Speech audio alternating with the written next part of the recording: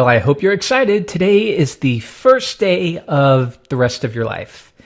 Not really, not at all, but it will be the first day where you will realize how great and easy jQuery is to work with. So we're going to begin by installing jQuery, taking a look at some of the development tools we'll use, and then I'll give you a quick peek at how we can use CSS selectors that you likely already know to query what we refer to as the DOM. So no more waiting, let's get into it. To use jQuery, we have a couple of different options, and we'll take a look at both. First, we'll take a look at downloading the actual file. If we go over here to the right side, you'll see that we have two options, production and development. Now, for you at this stage, it doesn't really matter, but the basic difference is production code will be compressed, which means it'll be impossible for you to read it. The development version, on the other hand, will contain all of the necessary code comments and spacing so that it's easy to filter through and learn from. Now for production sites, and what I mean by that is sites that you will deploy and have live, you will always use the production version. And you'll see when it's minified and gzipped, it comes out to around 31K. But if we keep all the comments and spacing in, you'll see that it's a whopping 230K, and that's really too big. However, for development only, definitely use this version. That way you can refer to it once you learn a little bit more. So I'm going to click development and choose download jQuery. And you'll see that it takes us to this link, code.jquery.com, and the current version of jQuery. At the time of this writing, that's 1.7.1. So you can either copy and paste this into a new file, or you can right click and choose save as. And for now, we'll save it to the desktop as jQuery 1.7.1. I'll click save.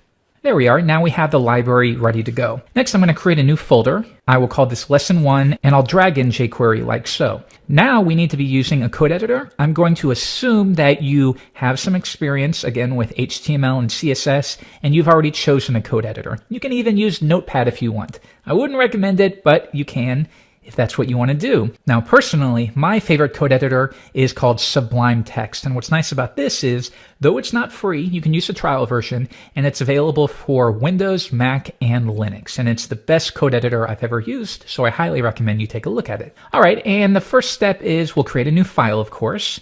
I'm going to call it index.html, and I'll paste in just some opening markup. You should be familiar with this at this point. If you're not, you might want to step back before you continue on. I need you to know a little HTML and a little CSS to move forward. The next step is we are going to reference jQuery, and we have a couple different options. First, we can reference it within the head of our document, jQuery 1.7.1.js. However, if possible, try to place that at the bottom just before the closing body tag. And the reason why we do this is because of the way browsers load assets. The basic idea is nothing can continue on until this script has been downloaded by the browser. More or less. Some browsers get around that now, and that's what we call downloading in parallel. However, if you place it at the bottom, you can load all of that CSS and HTML, and then you load jQuery at the bottom, and that way it'll appear as if the page is loading more quickly. Okay, we're all set to go. We have jQuery set up. Now we need to call the jQuery function. For now, I'll place my script tag within the same page, and we can reference jQuery in two ways. First, we can use the long form. jQuery is a function. Now within here, we can pass what we call a selector. Actually, you can pass a lot of things, but for now, we'll take a look at using CSS selectors. And these are what you already are familiar with. For example, let's add a list item that says hello. Now, within your style sheet, you would target that list item likely by doing li, color is red. Am I right? Or you might do ulli, but try not to be any more specific than you need to be. So how would we do that with jQuery if we wanted to target the same thing? Well, we reference the jQuery function, and within it, we pass in the CSS selector. So just to give you a better understanding, let's keep it ulli. I can copy that exact CSS selector that you know and paste it into jQuery. So now we're saying, hey, jQuery, search the DOM. Now, DOM refers to Document Object Model. Don't let that confuse you. For now, just think of the DOM as a representation of your page, essentially. So right here, I'm saying, hey, jQuery, use this CSS selector and find all list items. So jQuery will jump into the DOM, and it's going to look for every occurrence of a list item, like this one, and any others that it finds, and it will return them. So let's try this. We'll save that to a variable, And I'm going to assume again that you have a very modest understanding of JavaScript. And by that I mean at least read a couple chapters of a JavaScript book. Otherwise, you might have a little trouble following along, but we won't do anything too difficult. And I'm going to save this to a variable called lis for list items. So let's see what we get in return. And a popular way to do that is through development tools. Most browsers these days have them built in.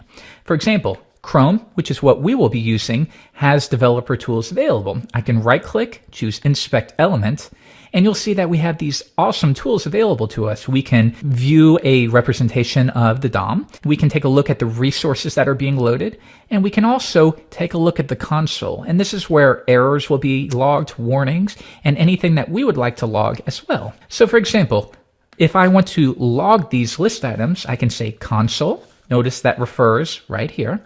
And I want you to log list items. Let's come back, open our file, lesson 1. And once again, if I open up Chrome Developer Tools, this time I'm going to View, Developer Tools. Alternatively, on the Mac, I can press Command-Option-I. Now you'll see that jQuery did in fact fetch the list item from the DOM and saved it to the lis variable. To make sure this is working, once again, let's copy a couple more. Come back, reload the page, and you'll see that we now have these available to us. So right off the bat, you can see how powerful this is. You don't need to learn anything new. You simply rely on the CSS selectors that you're already familiar with to query and manipulate the DOM. Now, before I move on to showing you the shorthand way for referencing the jQuery function, let's do something with this object. So I will clear out the console, remove the variable, and we will fetch all list items and adjust the CSS, and we'll make the color, this time, will be green. Let's try that out. Refresh, and what do you know? The color is now green.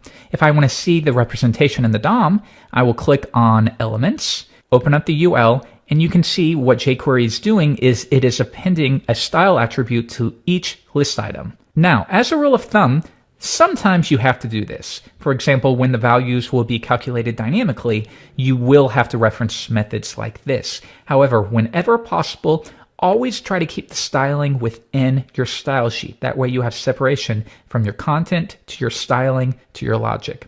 In this case, let's create a new class and we'll simply call it emphasis, something like that. And the color will be green there. Now with jQuery, rather than editing the CSS for each DOM element, I will simply add a class. And to do that, we reference add class. What is the class name? I'll simply copy that like so and place it in. Save it once again. I'm going to come back, reload the page, and we get the exact same effect, but this time we're not adding a style attribute to each list item. Instead, we're referencing a class, and that way CSS can take care of the work. Now, the last thing that we're going to do today is you'll find that it's far more common for people to reference jQuery via its shorthand, which will be a $sign. So this is identical to this. The $sign is simply shorthand for referring to the jQuery object. So just to give you some assurance that they are the same, let me show you a different way to reference jQuery as well as the reason why we can use jQuery and $sign interchangeably. If I return to Google Chrome, we can also reference a variety of JavaScript libraries using what we call a CDN. And the basic idea behind this is Google CDN, in this example, they'll take care of the bandwidth. And because they can distribute to so many people, it's far more likely that the code will be cached on the user system, which means they don't have to re-download the jQuery file.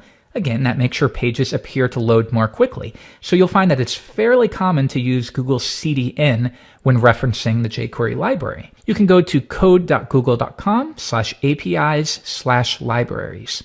And in this case, I need jQuery. And you'll see that we have two options here, the minified version and the development version. So I will copy that version, paste it in, and you'll see we get the exact same file, but now we're using a CDN. I'll return to Sublime Text, and this time I'm going to replace our local copy with the CDN version.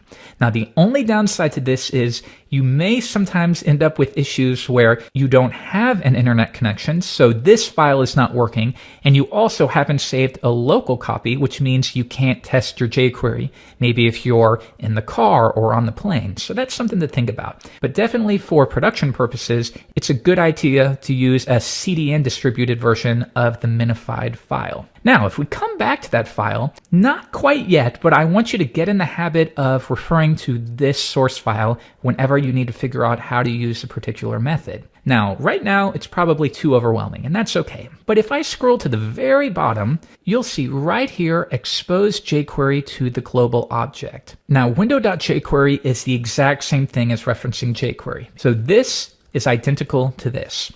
So what this line of code is saying is get the jQuery and create an alias of sorts. Make it equal to a $, and both of those are going to reference the jQuery function right here. And that's why we can use jQuery or $ interchangeably. Throughout this course now, I will be sticking with the second version. All right, that will do it for day 1. Have some fun playing around with these techniques, see what's possible, and get ready for day 2.